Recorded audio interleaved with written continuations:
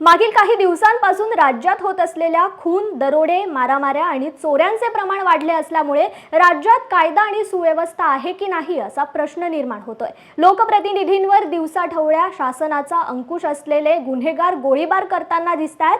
सरकार सर्व स्तरावर अपयशी ठरली असून याचा निषेध शिवसेना जळगाव महानगरतर्फे काल करण्यात आलाय। जिल्हाधिकाऱ्यांना दिलेल्या निवेदनात राज्यातील जनतेला बुलेट ट्रेनची गरज नसून बुलेट प्रूफ जॅकेटची गरज असल्याचे म्हटलंय। त्यामुळे जनतेला बुलेट प्रूफ जॅकेटची परवानगी मिळावी अशी मागणीही करण्यात आली आहे। यावेळी शिवसेनेचे पदाधिकारी आणि कार्यकर्ते मोठ्या संख्येने उपस्थित होते।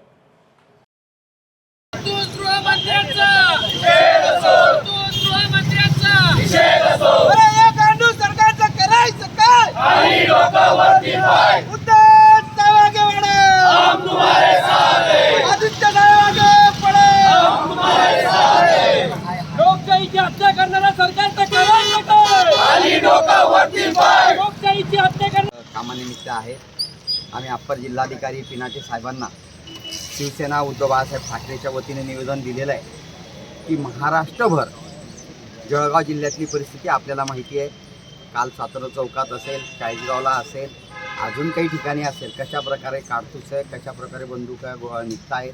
मुंबईत भाजपाच्या आमदाराने पोलीस स्टेशनमध्ये कशा प्रकारे गोळीबार केलेला आहे आणि या कालचा प्रकार आमचे शिवसेनेचे उपनेते विनोदभाई घोसाळकर यांचे चिरंजीव माजी नगरसेवक अभिषेक घोसाळकर यांच्यावरती कार्यक्रमाला बोलवून म्हणजे पूर्वनियोजित एक प्रकारे म्हणजे फेसबुक लाईव्ह करायचं, बोलतं करायचं आणि स्वतः समोर उभं राहून शेजारी बसून नंतर स्वतः समोर उभं जायचं आणि गोळ्या झाडलेल्या आहेत।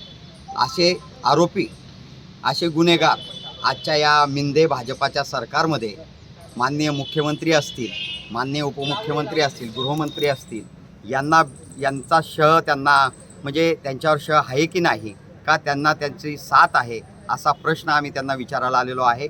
आजच्या तारखेला आज महाराष्ट्र कुठे नेऊन ठेवला आहे अशी परिस्थिती आज पूर्ण महाराष्ट्रभर झालेली आहे। हा निषेधार्थ आज आम्ही हा निवेदन आणि आंदोलन केलेलं आहे।